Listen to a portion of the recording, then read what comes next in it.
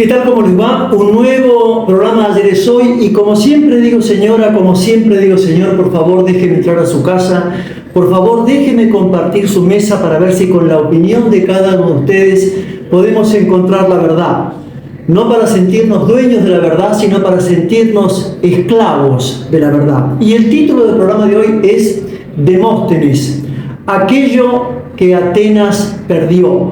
Bajo este título, un único tema de la agenda nacional: el señor presidente don Javier Milei y su nueva presidencia, tareas presidenciales. Y nuevamente el título del programa de hoy: Demóstenes, aquello que Atenas perdió. Recuerda mucho mejor que yo, señora, señor, que Demóstenes nace en Atenas allá por el año 385 a.C.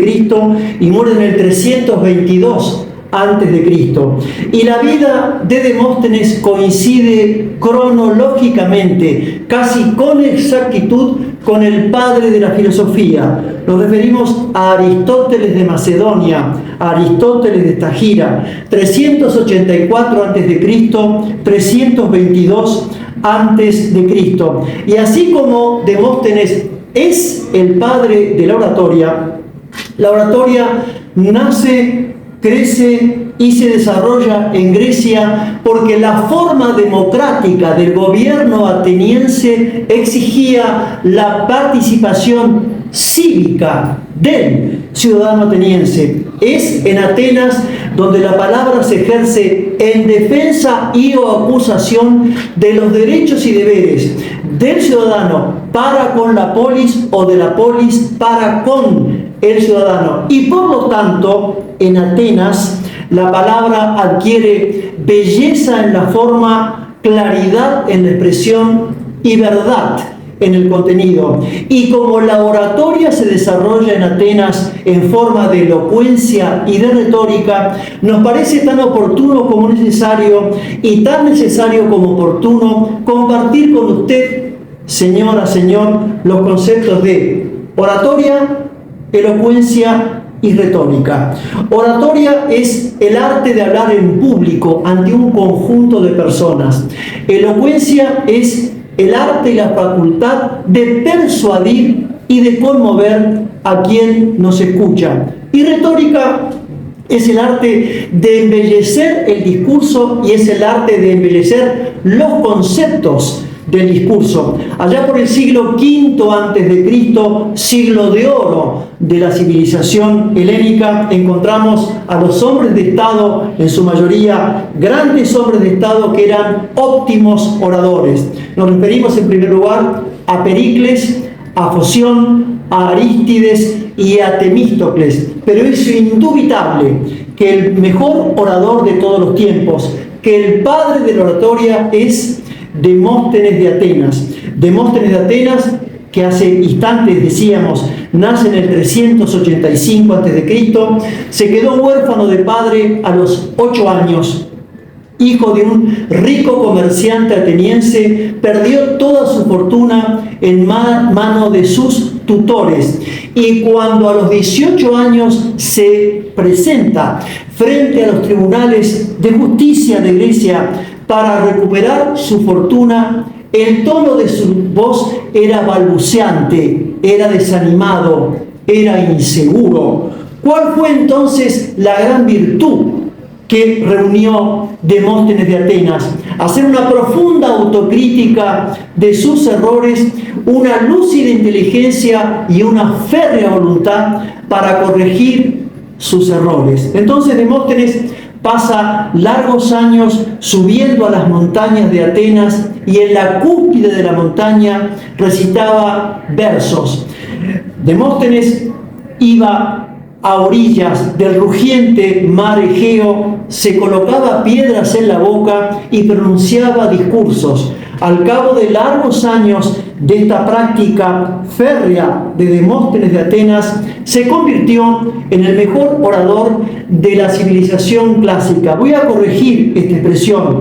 No ha habido ningún orador en casi 3000 años, señora, señor, que pudiese igualar, que iguale, que supere lo que fue, lo que es Demóstenes de Atenas. ¿Cuáles son las cualidades y las calidades y las características de su discurso? La primera característica es la claridad de pensamiento. La segunda característica es un fogoso amor por su patria, Atenas. Y la tercera y última característica es que cada discurso de Demóstenes era una enseñanza y era una doctrina política, moral, institucional y cívica. Y yo quiero compartir con ustedes, señora, señor, lo que hace mucho tiempo venimos diciendo y sostenemos de la civilización y cultura de Grecia, la civilización helénica, porque la cultura griega, la civilización griega es el concierto donde la armonía, donde la belleza, la claridad y la sobriedad conjugan y expresan una inteligencia nunca igualada. No ha existido ni existe ninguna civilización del mundo terrestre que se compare a la inteligencia de la nación y del pueblo griego. Y los griegos tenían en su discurso 4 tonos de voz. El discurso lidio es un discurso de llanto, de lamento, es lúgubre. El tono frigio es un tono que alimenta las pasiones fogosas del alma. El tono jónico es un tono oscuro, es un tono acomodaticio, es un tono ambiguo. Y el tono dórico es claro, sereno, sobrio, didáctico, heroico. Era el tono del discurso, era el tono de enseñanza que empleaba Sócrates de Atenas. Y Demóstenes de Atenas, de manera tan genial como brillante y tan brillante como genial, advierte que la agonía de Atenas, en el tiempo que a él le toca vivir, en esa su patria Atenas, tenía una agonía que se presentaba, o tenía, mejor dicho, esa agonía 4 características. En primer lugar, una agonía de carácter militar. ¿Por qué? Porque Atenas había sido vencida por su colega Esparta, la polis de Esparta, en la llamada Guerra del Peloponeso, 431 a.C., 404 a.C. Una agonía filosófica. ¿Por qué? Porque Atenas estaba invadida por los sofistas. Los sofistas no eran filósofos, eran oportunistas políticos, eran personas degradadas que habían enseñado a divorciar la política de la moral. Y entonces, verdad y mentira, mentira y verdad, se entrelazaban en el discurso de lo útil, de lo superfluo, de lo banal, de aquello que está sujeto a compra y a venta. Para el sofista, el cargo político era motivo de robo y de acomodo político. La tercera característica es la agonía política. ¿Por qué agonía política en el tiempo de la Atenas de Demóstenes? Porque los atenienses no habían comprendido que Filipo II de Macedonia, el que fuera el padre de Alejandro Magno, es el padre de la geopolítica, era un genio de la geopolítica. ¿Y qué advierte Filipo II de Macedonia? Que las polis griegas estaban divididas, que estaban desunidas entre sí, porque políticamente los griegos eran mezquinos, eran envidiosos, eran pequeños. Y entonces Filipo II de Macedonia genera una serie de guerras intestinas, poniéndose en favor o en contra de diversas polis, y luego en la batalla de Cronea, año 338 a.C., vence a una coalición de ejércitos griegos, une a toda Grecia, queda dueño de toda Grecia, y su hijo Alejandro Magno queda dueño, luego de la muerte de Filipo II, de las 3/4 partes del continente asiático. Cuando Roma llega ya por el 40 a.C. al continente asiático, ya los ejércitos macedónicos, los generales de Macedonia de Alejandro Magno, hace casi 300 años que estaban en el continente asiático, con la cultura griega, con la política, con la arquitectura, con la ingeniería. Y cierta vez, Demóstenes de Atenas llega a la plaza donde había un grupo de oradores discutiendo aciertos y defectos de Filipo II de Macedonia, cualidades y vicios del ejército de Macedonia y de las tácticas militares y estrategias militares de Atenas y de los macedones. Luego de concluidos los discursos, Demóstenes dirige a los oradores de ese momento las siguientes palabras: ciudadanos de Atenas, me parecen claros vuestros razonamientos, pero no son oportunos. El peligro no es Filipo II de Macedonia. El peligro es que hace tiempo en Atenas se nos ha perdido la verdad. Y seguramente usted en su casa, señora, señor, estará pensando qué tiene que ver el título del programa de hoy con la actualidad política argentina. Y la respuesta es tan sencilla como evidente y tan evidente como sencilla. Y en instantes vamos a compartirla con cada uno de ustedes. Muchas gracias.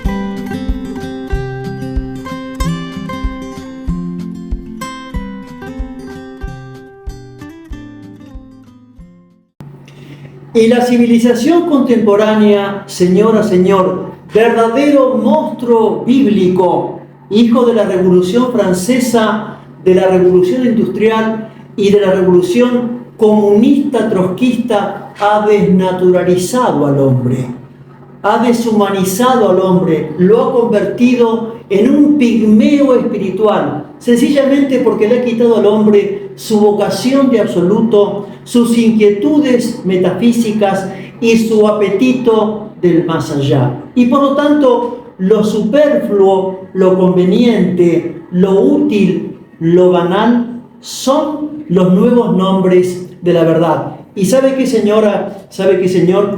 Cuando la verdad se pierde el sentido común. Y cuando se pierde el sentido común, también se pierde el bien común. La Argentina hoy, la Argentina de este febrero del año 2024, yo voy a compartir con usted, señora, señor, una estadística que muchos ya ni se acuerdan. Allá por la década del 80, el 75% de la población argentina era de clase media. Voy a repetir el número. Hasta la década del 80, 81, el 75% de la población argentina era de clase media. Hoy, febrero del 2024, el 58% de la población argentina es pobre y el 15% es indigente. Este drama de la República Argentina, tan decadente como obsceno y tan obsceno como decadente, nos obliga a decir aquello que hemos dicho desde el 1 de julio del año 2000, porque este programa cumple el 21 de julio del 2024, 24 años de visión interrumpida en los medios de comunicación. Los políticos argentinos de la oposición y del oficialismo, todos en conjunto, son absoluta y completamente responsables de este drama de la República Argentina. Y entonces, en este contexto, nos parece oportuno volver a compartir con usted, señora, señor, los conceptos de verdad, de sentido común y de bien común. En definición, tan brillante como clara y tan clara como brillante, Aristóteles de Estagira. Aristóteles, el filósofo macedón, nos dice lo siguiente, que verdad es decir que lo que es y lo que no es, no es.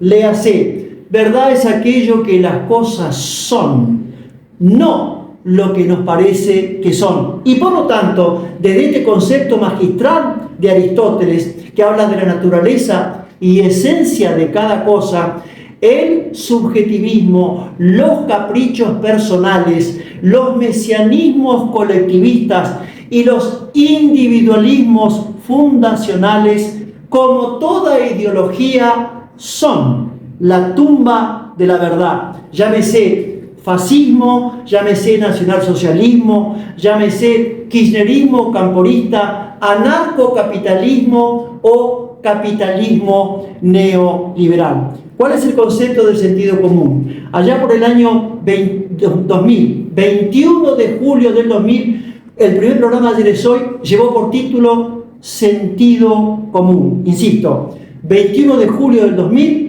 el título del programa fue Sentido Común. Y allá decíamos, señora, señor, que el sentido común no es el estado decadente del alma del hombre cuando transita la cobardía, canallada o traición de turno.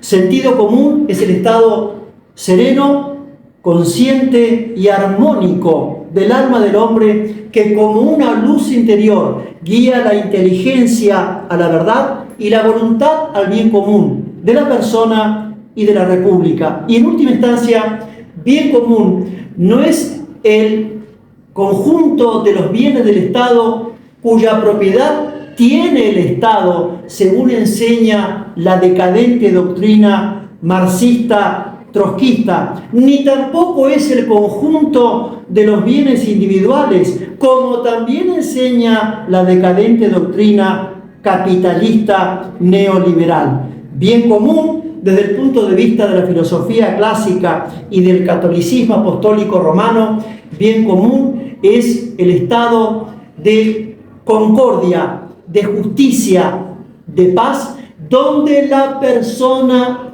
puede realizarse en materia de familia, trabajo, propiedad privada, seguridad, libertad, mérito y ejemplaridad en una república democrática y federal. El señor presidente don Javier Milei, este próximo 10 de diciembre del próximo año pasado, ha iniciado su presidencia.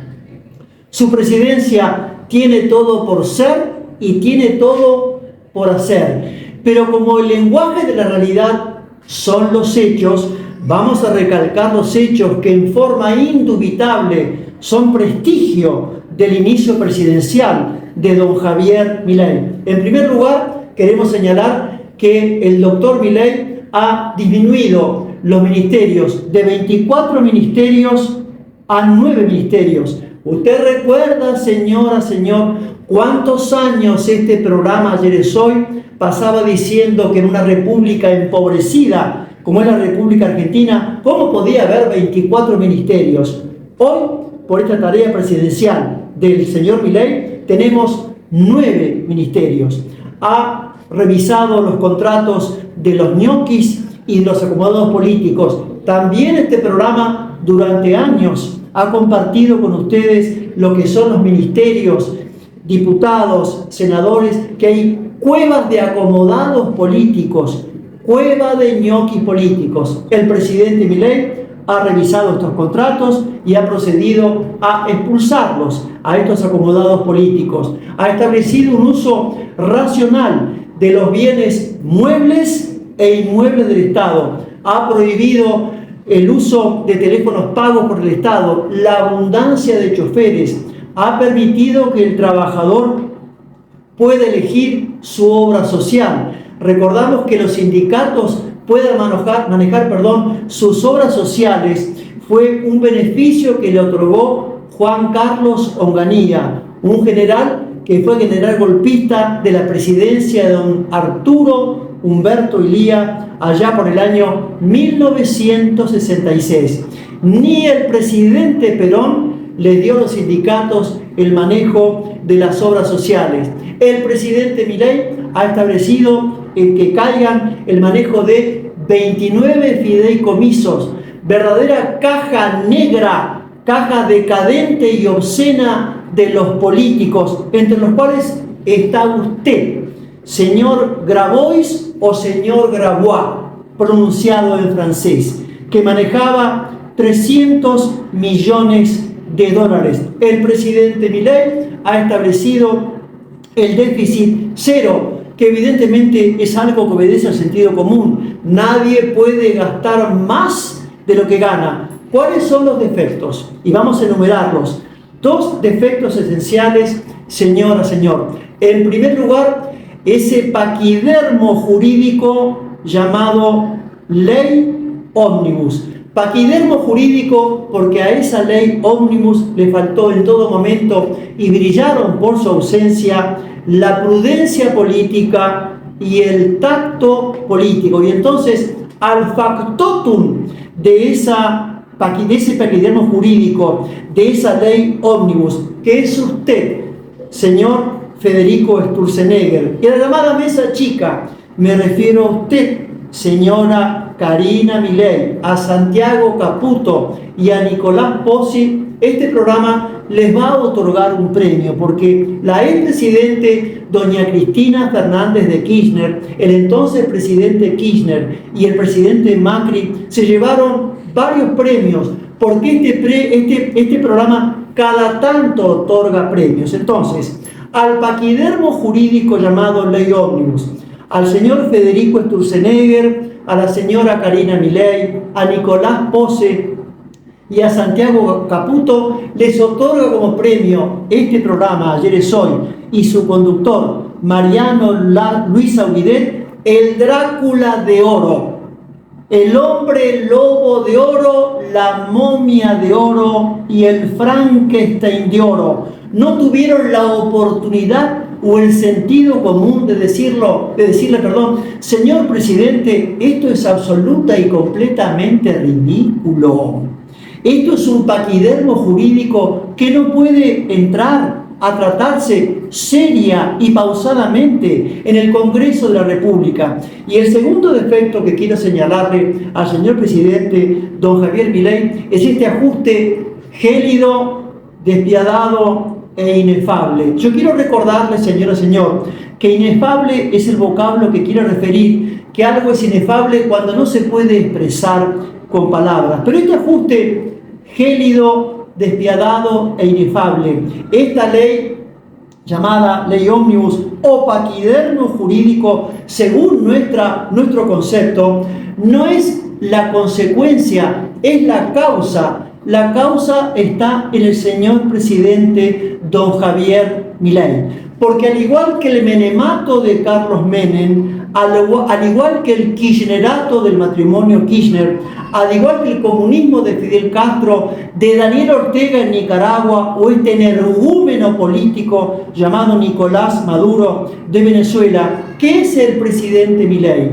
El presidente Milei es un ideólogo, y como todo ideólogo es mesiánico, es exclusivista, es exclusivo y además es iluminista e iluminado. Y yo me voy a detener unos instantes, señor, porque desde el punto de vista de la filosofía política, el iluminismo nace o fue la causa de la Revolución Francesa que llevó como característica esencialmente masónica, esencialmente atea y esencialmente anticatólica. Y entonces, cuando los ejércitos de la Revolución Francesa, después de haber degollado o decapitado a las 3/4 partes de Francia, se lanzan sobre Europa, humillan seriamente al Imperio Austrohúngaro. Humillación que continuó Napoleón Bonaparte, que era un soldado de la Revolución Francesa. Estas broncas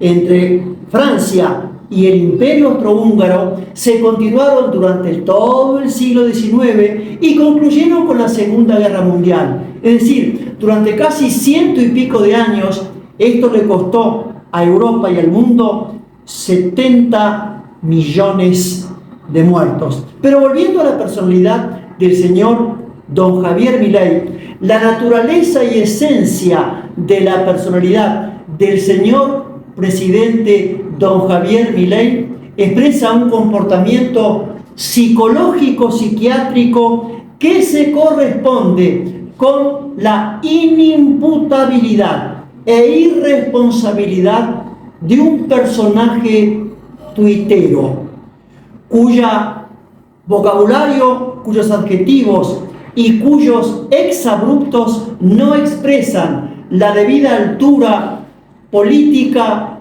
moral y personal que debe reunir un presidente de la República.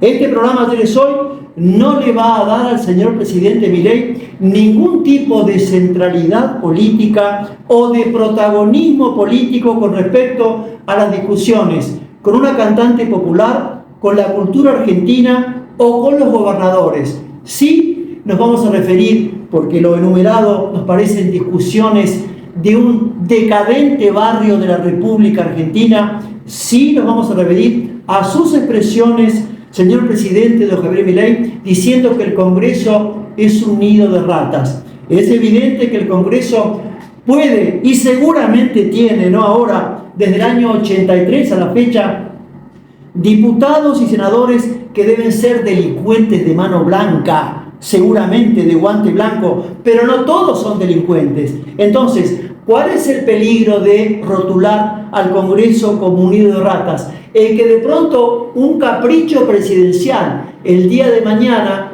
de este presidente o de otro presidente delirante puede cerrar el Congreso de la República. Entonces, los problemas que deben tener y que tienen centralidad política hoy en la República Argentina son el 58% de pobreza, el 15% de indigencia, la inseguridad en la República Argentina, la droga en la República Argentina, droga que tiene complicidad policial, política y judicial. Nadie sabe quién vende droga en la República Argentina. Les preguntamos a todos los jueces de la República, a todos los camaristas, a todos los políticos, a todos los senadores, a todos los diputados y a todos los policías. ¿O creen que somos estúpidos? Hacemos una pausa y enseguida volvemos. Muchas gracias.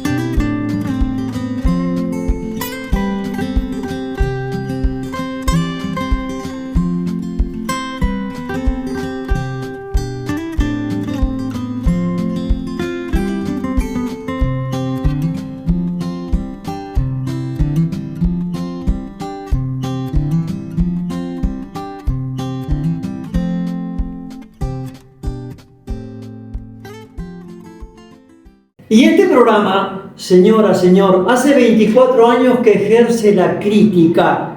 Y crítica desde el punto de vista filosófico es buscar los valores de verdad, de bondad y de belleza que las cosas y o las personas tienen. Entonces, después de cada crítica, este programa siempre hace propuestas que no tienen por significado volver a descubrir la pólvora, la imprenta, la brújula o volver a descubrir América. Son propuestas de sentido común. Y entonces, como este programa y su conductor no cree en los colectivismos mesiánicos, le hace fascismo, nacional, socialismo, kirchnerismo, camporista, comunismo, trotskismo, y tampoco creemos en el capitalismo neoliberal o en el anarcocapitalismo, existe un modelo de justo medio, existe un modelo de equilibrio